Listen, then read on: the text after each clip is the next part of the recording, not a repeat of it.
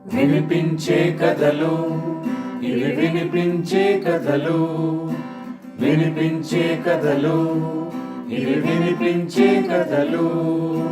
వెంపటి కామేశ్వరరావు వినిపించే కథలు.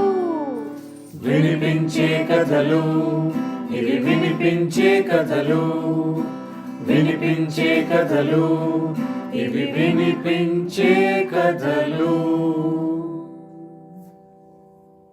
నమస్కారం. వినిపించే కథల ఆత్మీయ శ్రోతలకు వెంపటి కామేశ్వరరావు సాదర స్వాగతం.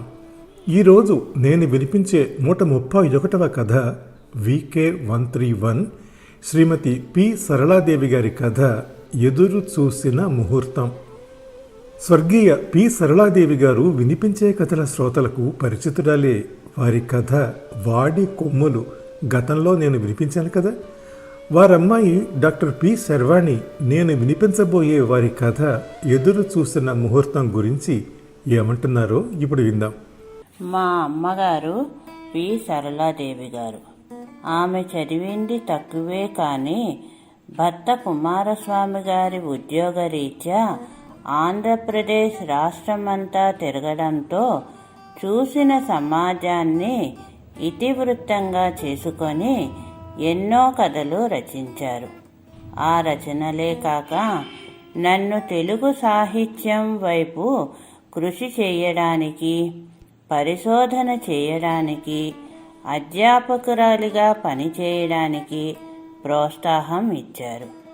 దానితో పాటు నేను ఎంతోమంది విద్యార్థులకు ప్రోత్సాహం కల్పిస్తూ వారి అభివృద్ధికి దోహదం చేయడానికి నాకు తోడ్పాటునిచ్చారు. వారి గురించి, వారి కథల గురించి చెబుతూ ఉంటే నా మనస్సు ఉప్పొంగుతూ ఉంటుంది.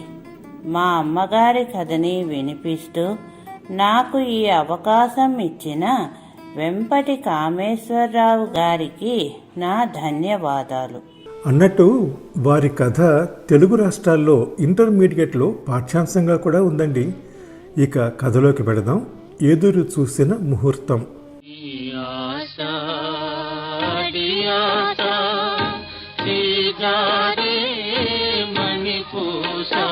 అప్పుడప్పుడే జ్ఞానం వస్తున్న దుర్గకి ఆశలు పుడుతున్నాయి. పద్మ వేసుకున్నటువంటి పువ్వుల గౌను వేసుకోవాలని, ఎర్రటి సాటిన్ రిబ్బన్లు జడలకు కట్టుకోవాలని, మంచి మంచి బొమ్మలు కొనుక్కుని తోటి పిల్లల్ని ఊరించాలని, పలకా పుస్తకాలు కొత్త సంచిలో పెట్టుకుని బడికి వెళ్ళాలని కోరికలు కలుగుతున్నాయి. రేపటితో తనకు 5 సంవత్సరాల నుండి 6వ ఏట వస్తుందని అక్క చెప్పిన మాటలు విని వంటింట్లో అమ్మ చెంగు పట్టుకుని మారం చేస్తోంది పుట్టినరోజుకి పువ్వుల గౌను కొనమని. అలాగే లేవే, నాన్న వచ్చాక చెబుదూ గాని, ఇక్కడి నుంచి దయచేయమ్మా అని అమ్మ విసుక్కుంది. వంటింట్లోంచి గబగబా వీధుల మీదకు వచ్చి ఈ చివరి నుండి ఆ చివరి వరకు వీధిని పరకాయించి చూసి గబగబా మళ్ళీ అమ్మ దగ్గరికి వెళ్ళి, నాన్న ఎప్పుడు వస్తారే అంది. దేనికి రాకపోయినా తిండికి హాజరవుతారులే అమ్మా. మరి మరి ఇంకా ఎన్ని గంటలుందమ్మా అంది దుర్గ. అమ్మ విసుక్కి భయపడుతూ, ఏమిటే నీ గొడవ, మరీను ఇక్కడి నుంచి పోతావా, చొరకట్టమంటావా, ఉసే కాంతం దీన్ని లాక్కళ్ళవే అన్న అమ్మ కేకలకు ఒక్కంగలో వీధిలోకి పరిగెత్తి అరుగు మీద కూర్చుంది. ఆ పసి మనసులో గౌను మీద ఊహలు అల్లుకుంటున్నాయి. పద్మ గౌను కన్నా మంచి పువ్వుల గౌను కొనుక్కోవాలి. తనకు అలాంటి గౌను లేదని నిన్నంతా ఎంత ఉడికించింది. నీకొకటే కానీ నాకు 2 ఉన్నాయని తను చెప్పేసింది. మరి ఊరుకుంటుందేమిటి? పొద్దున్నే లేచి నాన్నతో బజారుకి వెళ్ళి గౌన్ తెచ్చుకుంటుంది. అది ఎంత బాగుంటుందో. అలా ఊహిస్తూ కలవరిస్తూ ఆ అరుగు మీదే ఒరిగి నిద్రపోయింది దుర్గ. అమ్మ వచ్చి లేపడానికి ఎంత ప్రయత్నించినా లేవలేదు. అలా ఎత్తుకుని లోపలికి తీసుకెళ్ళి మంచం మీద వేసేసింది దుర్గని. పొద్దున్న లేస్తూనే అక్కని అడిగింది, నాన్నేరే అని. ఇంకా రాలేదు అంది అక్క. తిన్నగా అమ్మ దగ్గరికి వెళ్ళి, అమ్మా గౌను అంది. ఏం గౌనే, అధా గౌను తినేస్తున్నావు అని ఒక్క కసురు కసిరేసరికి బాబురమంటూ వెళ్ళి గదిలో కూర్చుంది. అప్పుడే లోపలికి అడుగు పెడుతూ, అబ్బబ్బబ్బబ్బా ఏం గోళర్రా, ఎప్పుడు చూసినా కీపరకాపరం అంటూ ఒకటే గోళబ అన్నాడు నాన్న. ఒక్కంగలో నాన్న చుట్టుకుని, నాన్న పువ్వుల గౌను కొనవు అంది దుర్గ. ఇదేం గొడవే, పోయి కనేసి నీ మొహానికి గౌను కూడాను. వేధవ ఇల్లు నరకం నయం. అలసిపోయి ఇంటికి వచ్చిన మగాడికి కాస్త సుఖం ఇద్దామన్న జ్ఞానం లేదు మనుషులకి. గోడ్లంతో వెళ్ళినట్టు పిల్లల్ని మీదకు తోలడమే అన్నాడు మోటుగా. దాంతో అమ్మ కసుమంది. సంపాదించి వరగపెట్టింది ఏమీ లేదు కానీ అలసిపోయారు పేకాట్లో. ఇంట్లో అది ఆడది అడుక్కు తెచ్చిన రాజభోగం మాత్రం అమర్చాలి. వేధవ బతుకు. ఇంట్లో ఇదంతా మామూలే. అంచేత దుర్గ పట్టించుకోలేదు. తనకు గౌను కావాలి. నాన్న దగ్గరికి వెళ్ళి ఏడవసాగింది. గౌను కావాలని. రెండు ఇచ్చుకున్నాడు నాన్న. వెక్కి వెక్కి ఏడుస్తూ ఒక మూల నక్కింది. ప్యాకెట్లో తగలయడానికి ఎంత అన్నా ఉంటుంది కానీ పిల్లమ్మంట నోరు విడిచి అడిగితే ఒక గుడ్డమ్మకు కొనడానికి నోచుకోలేదు. బతుక గుణుక్కుంది అమ్మ. దుర్గకి ఏడు పాగడం లేదు. తనకి పువ్వుల గౌను కావాలి. ఇంకేం వద్దు. ఇంకెప్పుడు మళ్ళీ గౌను కూడా అడగదు. ఈ ఒక్కసారికే ఒక్క పువ్వుల గౌను కావాలి. తన దగ్గరున్న రంగుల అట్టపెట్ట కావాలంటే ఇచ్చేస్తుంది. తను కూడబెట్టిన బలపాలన్నీ ఇచ్చేస్తుంది. దొడ్లో జామకాయలు కోసిస్తుంది. ఒక్క గౌనే కావాలి. దుర్గ ఏడుస్తూనే ఉంది. అక్క వచ్చి బతిమాలింది. అన్నయ్య వచ్చి వెనకపోతే 2 మొట్టికాయలు ఇచ్చాడు. అమ్మ ఎంతో బుజ్జగించింది. అయినా అక్కడి నుంచి కదలలేదు. పోనీ నా చీర చింపి గౌను కొడతాను రావే అంది అమ్మ. నాకు అక్కర్లేదు పో. ఇంకా అడగను. నాకేం వద్దు.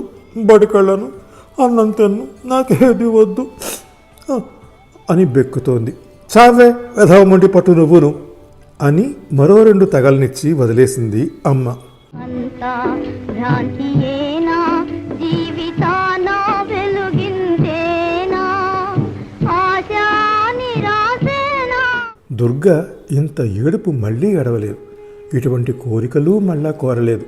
వయసు పెరిగిన కొద్దీ పరిస్థితులు అర్థం చేసుకోసాగింది. వచ్చిన సంపాదనంతా పేకాటలో వడ్డీ ఇంటికొచ్చే నాన్నతో దెబ్బలాడుతూ తిట్టుకుంటూ నాన్న ఇచ్చే కానీ పరక జాగ్రత్త చేసి గుట్టుగా సంసారం చేసే అమ్మ. వయసు వస్తున్నా మంచి తిండి కానీ కప్పుకునేందుకు మంచి బట్ట కానీ లేక అనామకంగా తిరిగేస్తున్న అక్క, వేళకు వచ్చి తిండి తిని వీధిలో బలాదురుగా తిరుగుతున్న అన్నయ్య, ఆకలేస్తే ఆడవటం లేకపోతే నిద్రపోవడం తప్ప ఇంకోటి ఎదగని చెల్లెలు. వీళ్ల మధ్య పెరుగుతోంది దుర్గ. ఏదైనా తనకు కావాలనిపించినప్పుడు అమ్మని అడుగుదామని అనిపించేది కానీ నోరిప్పలేకపోయేది. తోటి పిల్లలు ఏవేవో చెప్పేవారు. ఎవరి పెళ్లికి తమకేం కొన్నారో చూపించేవారు. అవన్నీ చూసి విని గుటకలు మింగేది. తనకు అలా ఎవరైనా ఇస్తే కనీసం మాట మాత్రంగా తనను దగ్గరకు తీసుకుని మా దుర్గకి ఫలానా బట్టలు కొంటాను అంటే ఆ ఊహకే ఎంతో హాయి అనుభవించేది. కనీసం అక్క పెళ్ళికైనా ఎలాంటిదో ఒకలాంటిది కొత్తది కుట్టించరా, మా దుర్గ కోసం ఈ బట్టలు అంటూ ఇవ్వరా ఆశ. అందుకోసం అక్క పెళ్ళిని వాంఛిస్తోంది. 10 ఏళ్ల దుర్గకి ఒకరోజు రేపు అక్క పెళ్ళి అని చెప్పిందమ్మ. మరి కొత్త బట్టలు అని అడుగుదామనుకున్న దుర్గ అడగలేకపోయింది. మర్నాడు ఉతికిన శుభ్రమైన బట్టలు వేసుకుని అందరూ గుళ్ళోకి వెళ్ళారు. 6 గంటలో అక్కయ్య పెళ్ళి అయిపోయింది. దుర్గకేమీ అర్థం కాలేదు. కొత్త బట్టలు, బ్యాండ్ మేళాలు, లడ్డు జిలేబీలు తినడం, కిళ్ళీలు నవ్వడం ఏమీ లేవు. మా తర్వాత వారం రోజులకే నాన్న తిట్టినందుకు అన్నయ్య ఎక్కడికో పారిపోయాడు. దుర్గ ఆశలు మళ్ళా మామూలు స్థితికి వచ్చాయి. అక్కయ్య పెళ్ళికి ఎలాగైనా అడగకుండా కొత్త బట్టలు కుట్టిస్తారనుకుంది. అది లేదు. అన్నయ్య ఉద్యోగం చేసి సంపాదించి తనకంత మాత్రం కొనిపెట్టడా అనుకుంది. అది లేదు.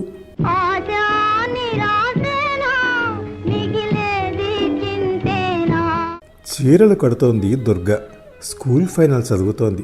ఎవరిని ఏమీ అడగదు. ఏం కావలసినా ఎంత అవసరమైనా నోరు మెదపదు. మనసులోని మాట నోటి వరకు రాదు, రానివ్వదు. ఇంకా అడగక విధి లేకపోతే నెమ్మదిగా వెళ్ళి అమ్మా నా చీరలు చిరిగిపోయాయే అంటుంది. అలా అడుక్కుంటున్నందుకు కన్నీళ్లు ఊపికేవి. తను నోరు విడిచి అడిగితే కానీ ఏదీ రాదు. తమంతట తాముగా వచ్చి దుర్గా నీకోసం ఈ చీర తెచ్చానమ్మా అని ఇచ్చేవారు తనకు ఎవ్వరూ లేరు. నాన్నకు తనుందో లేదో అక్కర్లేదు. అన్నయ్య ఉన్నాడో లేడో తనకు తెలియదు. అమ్మ ఒక్కతే అన్నింటికీ పాగలాడుతుంది. తన బతుకైనా బాగుపడుతుందని చెప్పి వాళ్ళ సహాయాలతో చదువు ఈడిస్తోంది అమ్మే. ఇంకేం కావాలి తనకు? నీకోసం తెచ్చానమ్మా అంటే మురిసిపోతూ అందుకునే అదృష్టం తనకు లేదు. చివరికి ఓ పెన్సిల్ ముఖ్యనా ఇలా ఇచ్చిన వాళ్ళు తనకు ఎవ్వరూ లేరు. దుర్గకి ఏడుపు వచ్చేది. పండక్కు ఏం బట్టలు కొనుక్కున్నావే అని స్నేహితులు ఎవరైనా అడిగితే కొనుక్కోలేదు అనేది. మనసులో బాధ పైకి కనిపించనివ్వకుండా కొత్త చీర కట్టుకుని, కొత్త గాజులు వేసుకుని, కొత్త రిబ్బన్లు పెట్టుకుని, మా అన్నయ్య బెంగళూరు నుంచి తెచ్చాడే అని, మా అక్క ఢిల్లీ నుంచి తెప్పించింది అని, మా పిన్ని కలకత్తా నుండి తెచ్చింది అని స్నేహితులు చెబుతుంటే నిరాశతో చూసేది. తన జీవితంలో ఎప్పుడైనా అంత మాట వింటుందా?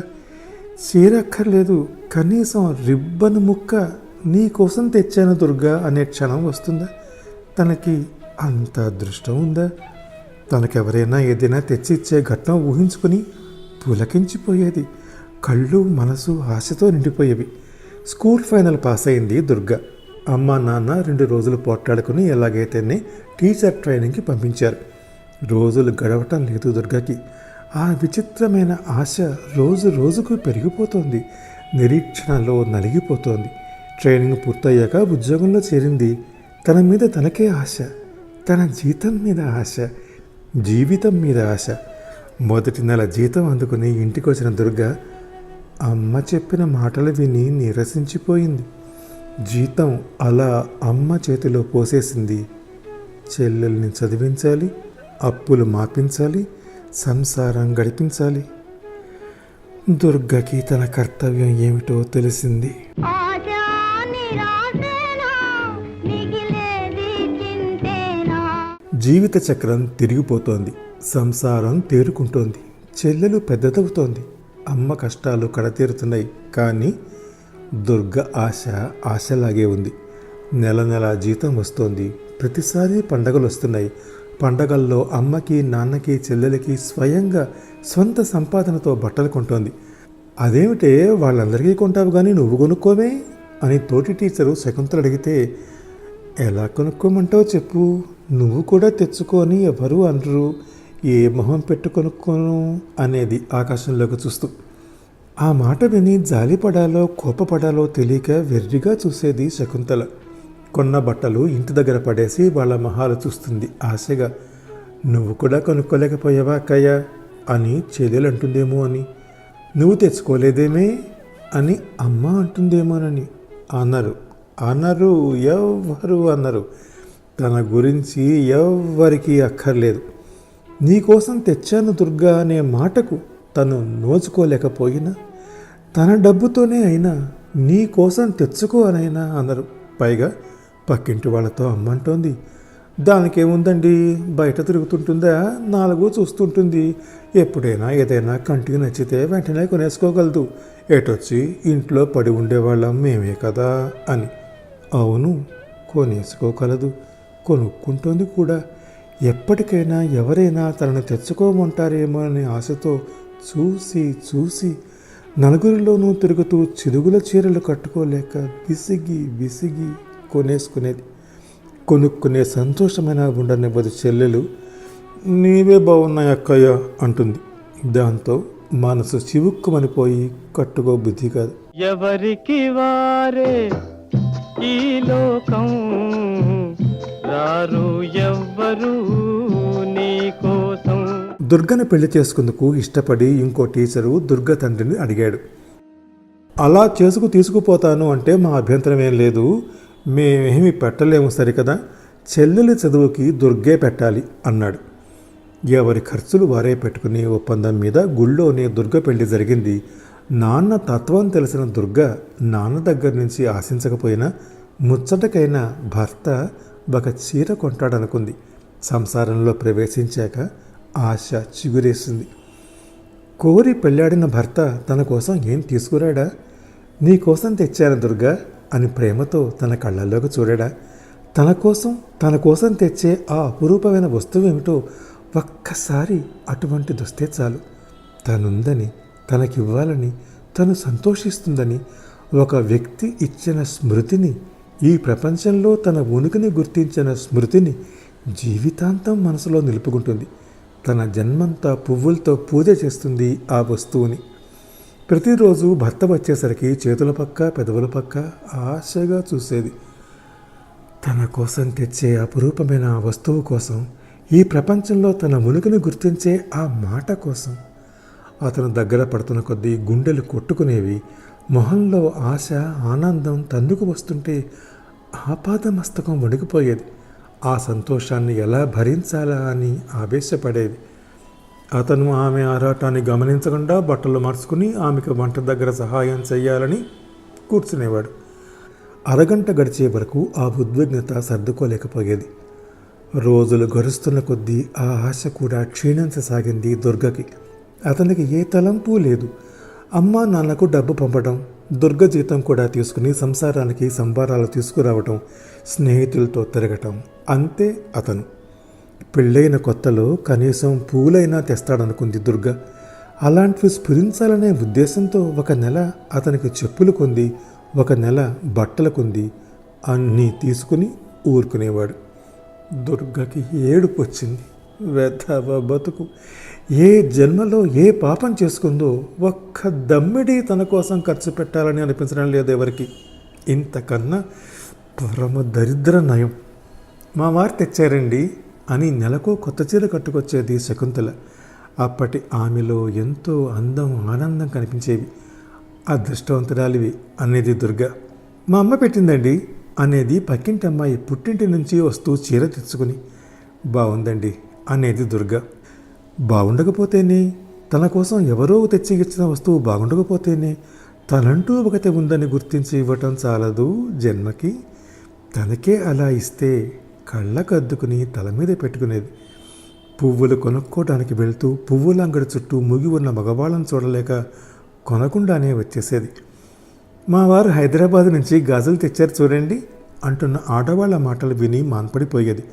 బజారులో కనిపించి ఎలాగూ రాని వచ్చారు, ఓ చీర సెలెక్ట్ చేద్దురుగాని రండి అంటున్న తోటి మాస్టర్లని క్షమించండి పనుంది అని తప్పించుకు వచ్చేసేది. ఆశా నిరాశేనా మిగిలేది చింతేనా. దుర్గమ్మ అయ్యింది. 2 కొడుకులు 1 కూతురు. పెద్ద కొడుకుని వేలు పట్టుకుని నడిపిస్తూ వెళ్తున్న దుర్గకి తల అక్కడక్కడ నిరుస్తోంది. మనిషి స్థూలమై నడక మందగించింది. రాత్రి భోజనం చేసిన తర్వాత 6 బయట మంచం వేసుకుని పిల్లల్ని చుట్టూ పడుకోబెట్టుకుని కథలు చెప్పేది దుర్గమ్మ. అమ్మా అమ్మా అంటూ కొంగు పట్టుకుని చుట్టూ తిరుగుతున్న పిల్లల్ని చూసి మురిసిపోయేది. పిల్లలకి తన మీదున్న ప్రేమ చూసి ఉప్పొంగిపోయేది. తనలాగా కాకూడదు వాళ్ళు, తనలా తప్పించిపోకూడదు. తమని గమనించి రక్షించే అమ్మ ఉందని తెలుసుకోవాలి. అడగకుండానే అమ్మ అన్నీ ఇస్తుందని తెలుసుకోవాలి. జీతం అందుకోగానే పిల్లల అవసరాలు ముందు చూసి తరువాత ఏ పనైనా ఆలోచించేది దుర్గమ్మ. తన పిల్లలు పెద్దవాళ్లే తనని చూస్తారు, తన కోరిక తీరుస్తారు, అమ్మని గుర్తించి అమ్మ కోసం తెస్తారు. ఏదేదో దుర్గమ్మ ఆశ మరిచిపోలేదు. మా అమ్మాయి బజారుకి వెళ్తే ఇవి కనిపించాయట, చూడగానే నేను జ్ఞాపకం వచ్చాయంట తెచ్చింది. గుచ్చుకోకుండా మెత్తగా బాగున్నాయి సుమా అని సిగ పిన్నులు తీసి శకుంతల చూపిస్తుంటే మా అమ్మాయి తెస్తుంది అనుకునేది మనసులో దుర్గమ్మ. ఆ గుండె ఎప్పుడు తెస్తుంది, ఎప్పుడు ఆ క్షణం వస్తుంది అని ఆవేశపడేది. మా అబ్బాయి తెస్తాడు, వాడికి నేనంటే ఎంత ప్రేమో అని ఉవ్విళ్ళూరేది. ఆ క్షణం కోసం తహతహలాడేది. ఎవరికి వారే ఈ లోకం, రారు ఎవ్వరు నీ కోసం. దుర్గమ్మ పెద్ద కొడుకు ప్రసాద్ ఉద్యోగం రావడం వల్ల అమ్మని వదిలి వెళ్ళిపోయాడు. అంతకుముందే కూతురికి పెళ్లి చేసి పంపించింది. ఇప్పుడు దగ్గర చిన్న కొడుకు మాత్రమే ఉన్నాడు. పెద్ద కొడుకు ఉద్యోగానికి వెళ్ళిన దగ్గర నుంచి ఎదురు చూడసాగింది. ఏం పంపిస్తాడో? డబ్బు పంపిస్తాడా, బట్టలు పంపిస్తాడా, లేక అక్కడ దొరికే ఏ చిత్రమైన వస్తువులో పంపిస్తాడా? ఎన్నాళ్ళకు తీరబోతోంది తన కోరిక. ఎన్నాళ్ళకు దయ కలిగింది అదృష్టానికి తన మీద. వాడికి తనంటే చాలా ప్రేమ. తన కోసం ఏవైనా చేస్తాడు, ఏం తెమ్మన్నా తెస్తాడు. 1 నెల రోజులు తిరగగానే ఉత్తరం వచ్చింది పెద్ద కొడుకు నుంచి. మొదటి జీతం అందుకున్నాను. ఈ నెల రోజులు చేసిన అప్పులు, హోటల్ బిల్లు చెల్లించాలి. మంచి బట్టలు కుట్టించుకోవాలి. కొన్ని అవసరమైన వస్తువులు కొనుక్కోవాలి. అందుచేత కొన్ని నెలల పాటు ఏమీ పంపలేకపోతున్నందుకు విచారంగా ఉంది. గది కోసం వెతుకుతున్నాను. ఈ ధోరణిలో నడిచింది అంతా. దుర్గమ్మ హతాశురాలైంది. ఇంతేనా తన బతుకు? ఇంతేనా తన అదృష్టం? పిల్లలకు కూడా తనేమిటో అర్థం కాలేదా? తన మనసేమిటో గుర్తించలేదా? నోరిప్పి అడిగితే కానీ తనకేదీ రాదా? తనుగా వెళ్ళి తెచ్చుకుంటేనే కానీ తనకేదీ ఉండదా? దుర్గమ్మలో వేదన ఉబికింది. తనకి కోరికేమిటి? ఏడవడానికైనా వీల్లేని, ఒకరితో చెప్పుకోవడానికి వీల్లేని ఈ కోరికేమిటి? చిన్నప్పటి కోరిక ఇంత వయసు వచ్చినా తీరకపోవడం ఏమిటి? పోని సావకపోవడం ఏమిటి? ప్రతి మనిషికి తీరే కనీసపు కోరిక తనకు తీరకపోవటం ఏమిటి? అన్ని కోరికలు అల్పమై ఇదొక్కటే అత్యధికమై తనలో పీఠం వేసుకోవటం ఏమిటి? దుర్గమ్మ సగం మతిపోయిన మనిషిలా అలా అలా తిరిగేస్తోంది. 4 నెలలు తిరిగేసరికి 40 ఏళ్ల దుర్గమ్మ మంచాన పడింది. 10 రోజులు గడిచేసరికి వచ్చే ప్రాణం పోయే ప్రాణంగా మారింది. కొడుక్కి కూతురికి వైరిచ్చారు. భర్త మంచం పక్కనే విడవకుండా కూర్చున్నాడు. అమ్మా చూడమ్మా, నేను వచ్చాను అన్నాడు పెద్ద కొడుకు దుఃఖం గొంతులో సుళ్ళు తిరుగుతుంటే. అమ్మా అమ్మా లక్ష్మీనమ్మ అంటూ ఏడుస్తోంది కూతురు. దుర్గమ్మ కష్టం మీద కళ్ళు తెరిచింది. ఆ కళ్ళల్లో కూడా ఆ ఆశ తళుక్కుమంది. దుర్గా దుర్గా అన్నాడు భర్త వణుకుతో. దీనంగా చూసింది దుర్గమ్మ అందరి పక్క. ఆశగా చూసింది కొడుకు పక్క, కూతురి పక్క. నిరాశగా కళ్ళు మూసింది.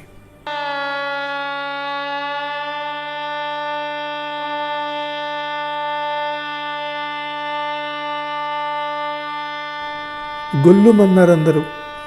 ఒక అరగంట గడిచేటప్పటికి శవం మీద కొత్త బట్ట కప్పాలి, తీసుకురండి అన్నారెవరో. పెద్ద కొడుకు లేచి నే తెస్తాను అన్నాడు. మా అమ్మ కోసం నేను తీసుకువస్తాను అనుకున్నాడు. జేబులోంచి సొంత సంపాదన తీస్తూ.